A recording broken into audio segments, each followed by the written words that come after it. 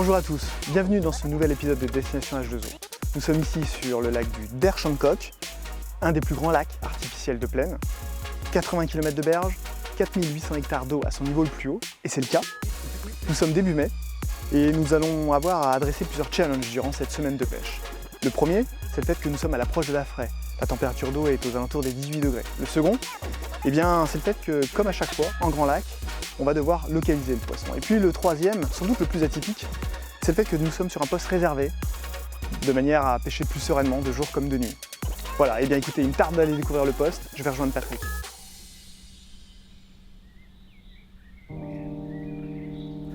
Le lac du Der, nous y sommes. La zone que l'on a choisie avec Patrick pour aborder le Der sur ce mois de mai est une grande baie. Le secteur semble prometteur en raison des faibles profondeurs et des nombreux buissons et arbres immergés qui sont présents sur l'ensemble des bordures. Ce secteur est très prisé au printemps, car on y retrouve en fonction des années du poisson qui chercherait à s'y regrouper pour frayer. C'est le pari que nous prenons avec la réservation de ce poste.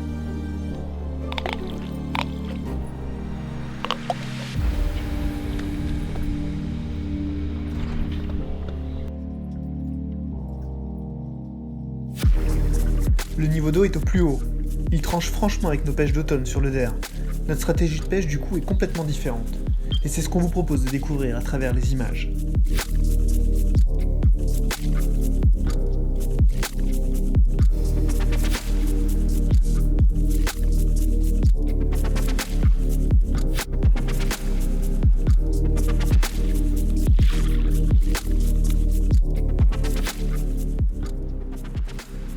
On a terminé de mettre les cannes.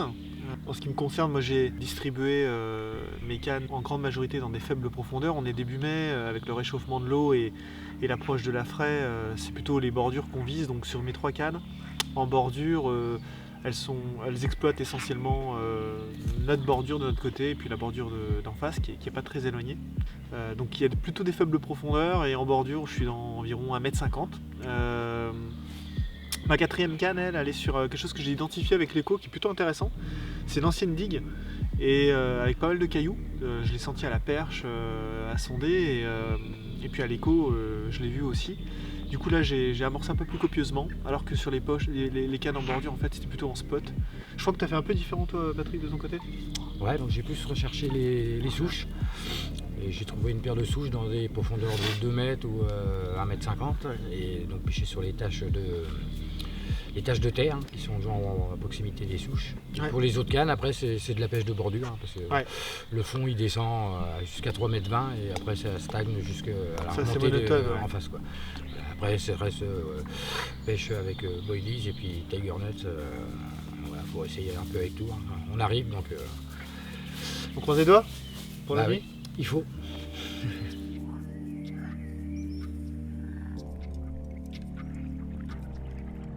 La session démarre comme toujours dans la bonne humeur, autour d'un barbecue et de grillades, et la visite de nos copains, Anthony, Davy, Franck. Merci à vous.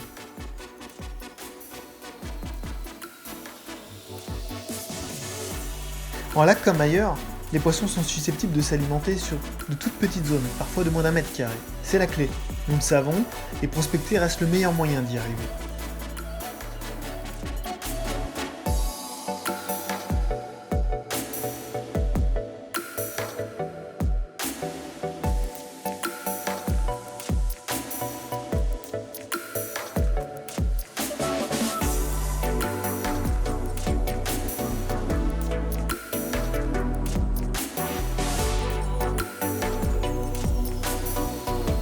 Voici le mélange de graines, donc maïs concassé, chènevis, et on va les mettre à tremper toute la nuit pour que demain on puisse les utiliser.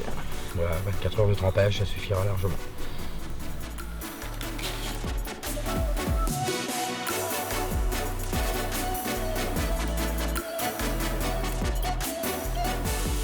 Le fond ici est uniforme, c'est la même profondeur, on a 2 mètres sur cette extra bordure, je vais y positionner une canne.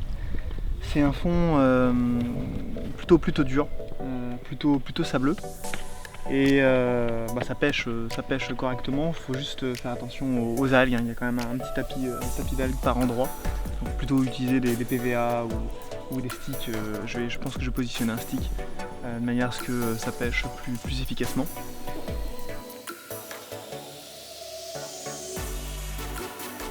L'eau est à 18 degrés, et ce que nous ne savons pas, c'est si les poissons ont frayé ou s'ils prévoient de se regrouper dans la baie dans les prochains jours. Niveau amorçage, nous préférons amorcer avec des éléments stimulants comme de la farine, des graines à canaries ou du pelé pour tenter de mettre au filet un poisson le plus rapidement possible.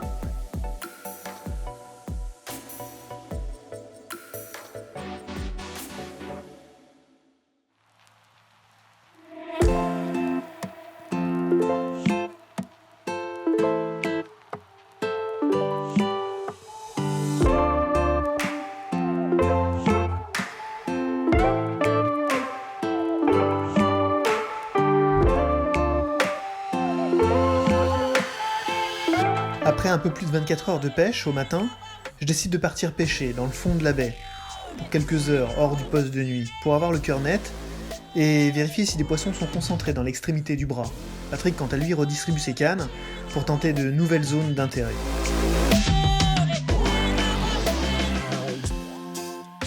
Je viens de terminer d'installer ma troisième canne pour quelques heures de pêche. Là, c'est vraiment une tentative. J'ai vu ce fond de baie et notamment hier, c'est ce qui m'a intéressé, 2 poissons se manifestaient. La particularité de ce fond de baie, après l'avoir sondé, c'est qu'il est vraiment très peu profond, entre 60 cm et 1,20 m peut-être pour ma canne la plus profonde. Donc voilà, l'approche est très light, 3 cannes, un peu de tiger, quelques billes et on verra en fonction de la matinée comment ça se déroule.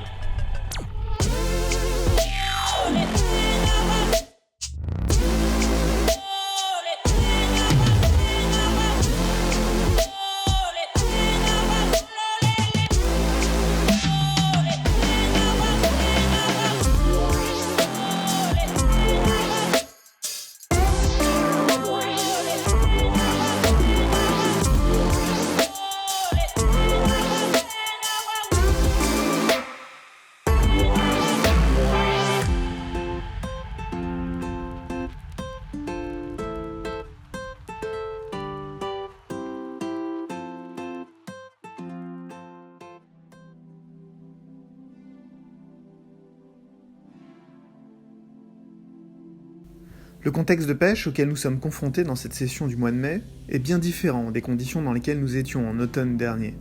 À chaque session, et quelle que soit la saison sur le DER, il faut s'adapter et redoubler d'efforts pour tenter de capturer de belles captives. En automne, pêcher le lac du DER revient à pêcher avec un niveau qui baisse jour après jour. Les fonds argileux sont en pente douce et les obstacles, souches, arbres noyés, sont nombreux. L'herbe reste présente par endroits et nécessite de s'assurer de la présentation de ces montages.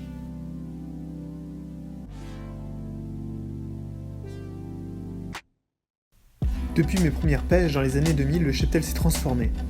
Les cartons de miroir à bosse, typiques du DER, que j'ai pu vivre dans ces années et les grandes communes qui ont défrayé la chronique aux alentours de 2015, semblent faire moins écho depuis près de 3 ans.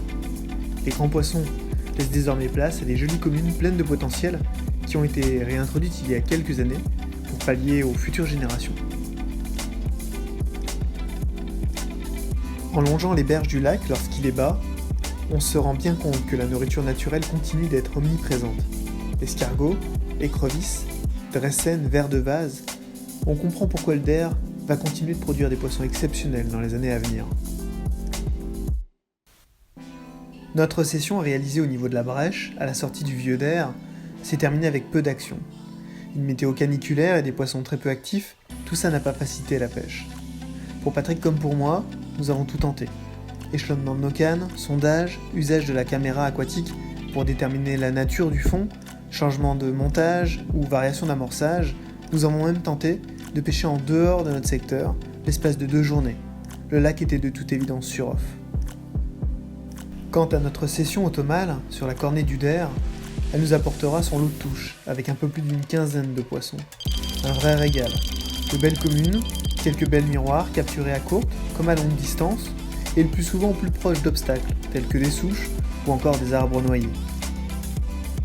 Pour sécuriser nos touches, nous avons utilisé un système élévateur, du type bulle d'eau, qui était positionné le plus souvent entre 1 et 2 mètres en dessous la surface, avec un corps de ligne en tresse pour éviter au maximum le contact entre le corps de ligne et les obstacles.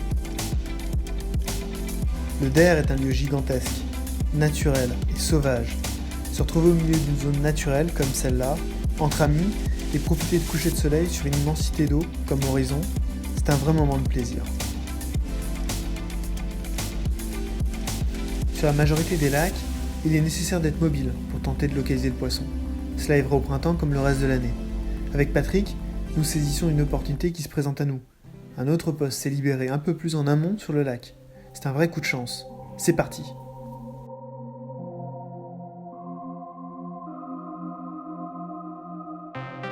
Après avoir décroché un poisson dans des buissons immergés et des tentatives infructueuses sur des tâches identifiées, nous comprenons que la fraie est sans doute déjà passée et que les poissons ont regagné vraisemblablement d'autres zones du lac.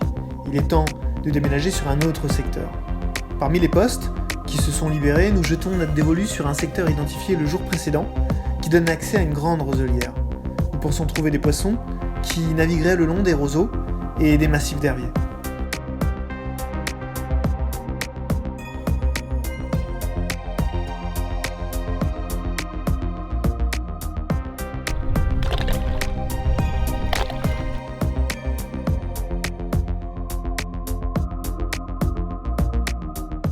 On est donc arrivé sur le nouveau poste avec Jocelyn, dans le milieu de l'après-midi. On a fait un petit tour en bateau assez rapidement pour voir ce qu'il y avait un peu dans le fond. Donc on est bien dans une fond de baie.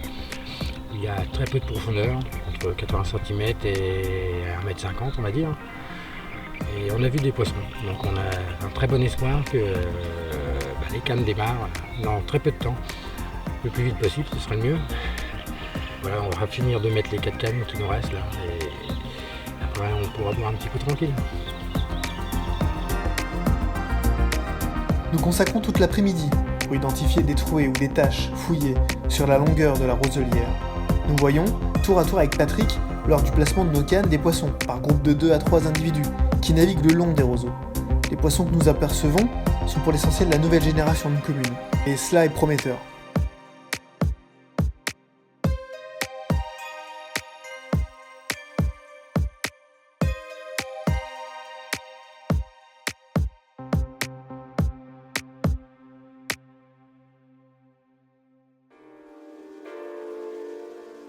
La profondeur moyenne le long des roseaux est d'environ 60 à 80 cm, ce qui est largement suffisant pour faire une touche. Nous concentrons donc la majorité de nos cannes, pour cette première nuit, le long de la roselière, jusque dans une profondeur d'environ 2,50 m.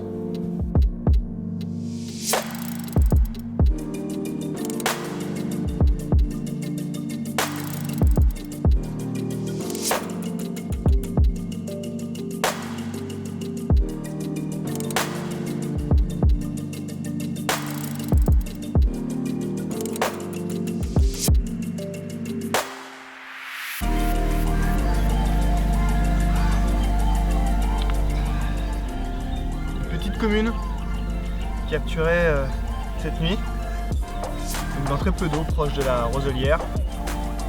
Bon bah c'est encourageant, premier poisson, on attend avec impatience la suite et puis on espère, moi je croise les doigts, j'espère vraiment que des plus belles vont être à l'approche des trouées d'herbiers qu'on a trouvées aux alentours des roselières. Voilà, donc entre 60 et 80 cm, 90 cm d'eau.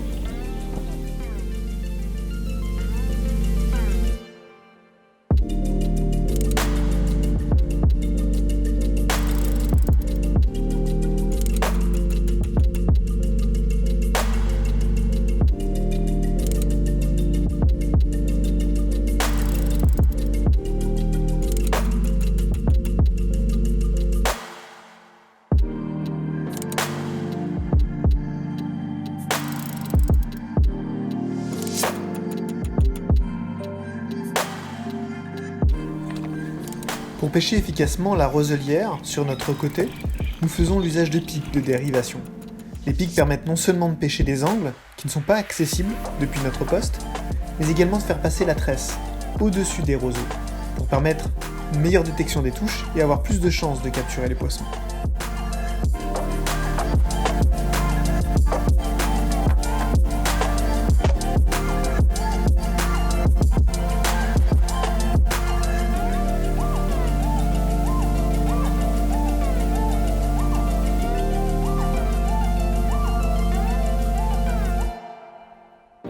La journée se termine après 2 touches finalement cette nuit, une petite commune puis un poisson pour Patrick. Ouais, un poisson qui n'a pas été sorti d'ailleurs. Ouais, c'est Il vrai. décroche. Hein.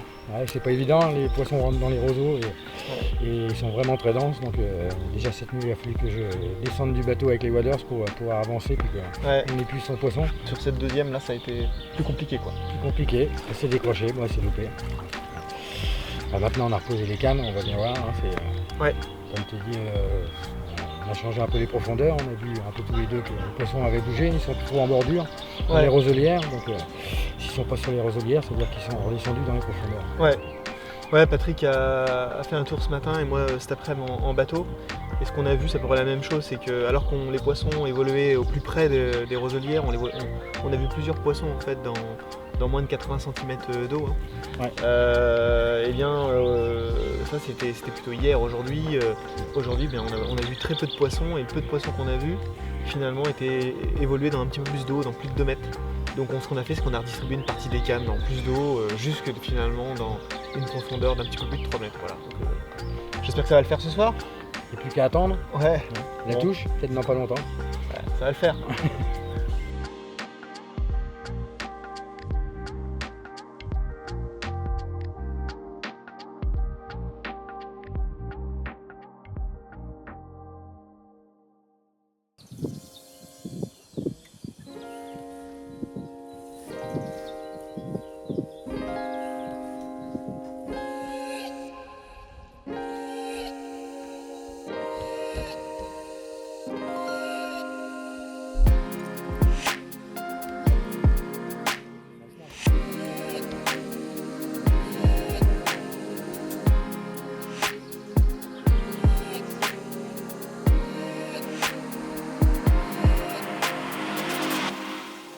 Bon et bien, à défaut de carpe cette nuit, dans environ 60 cm d'eau, un silure est venu à notre rencontre. Capture à l'anneau tigré, c'est incroyable. Il a nettoyé le cou complètement.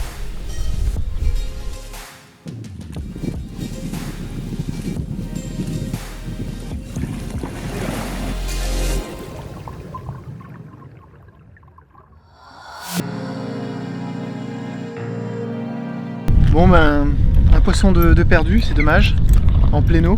Compte tenu des herbiers, on met un back lead, sauf que la détection des touches est moins facile. Et le poisson a fait un travers complet, il a ramassé une autre canne.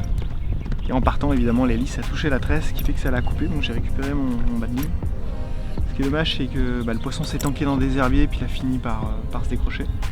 Bon, je croise les doigts, ça va le faire. On va réamorcer, repositionner tout ça, et j'espère qu'on fasse un beau poisson.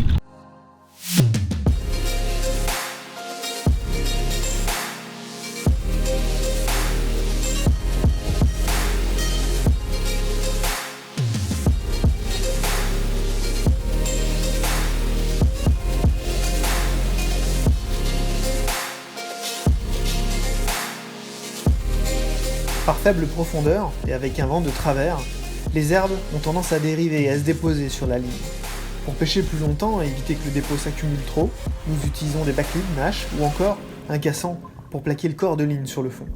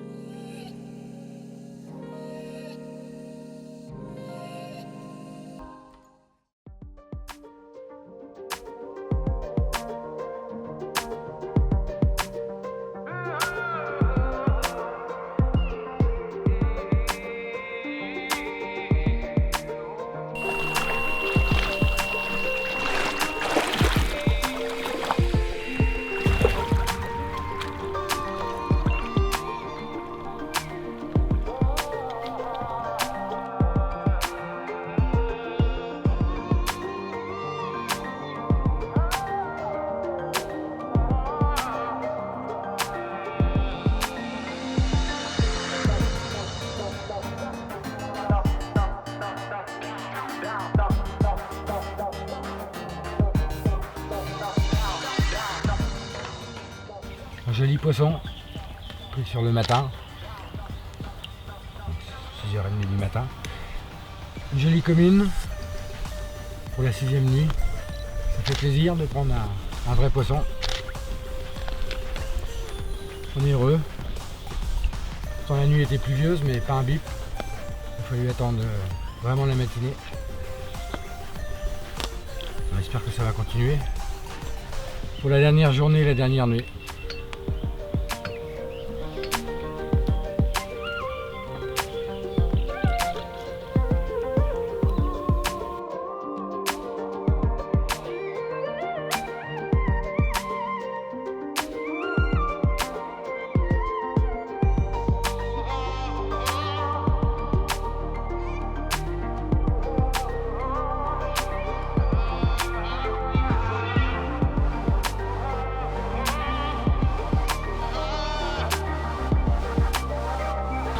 Bon, et bien, la première miroir de la session, qui nous fait le plaisir d'avoir mordu à une ligne.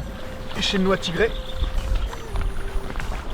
Elle n'a pas été facile à prendre avec le vent de travers. Elle a été capturée dans environ 60 cm d'eau dans une roselière qui est balayée par les vents. Voilà, une jolie miroir, ça fait plaisir.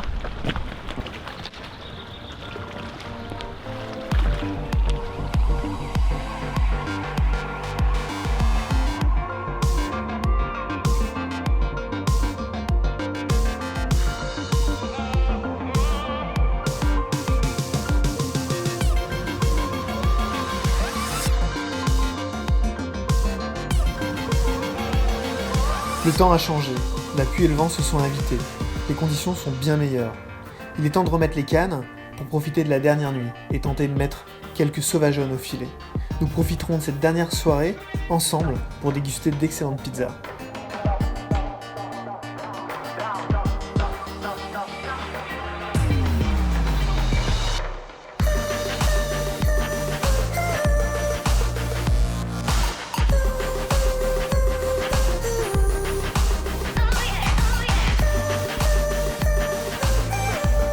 Patrick termine notre session avec une jolie petite commune, pleine de vie, qui lui donne le sourire. Oui Patrick, c'est un pins, mais il grandira, sois-en sûr.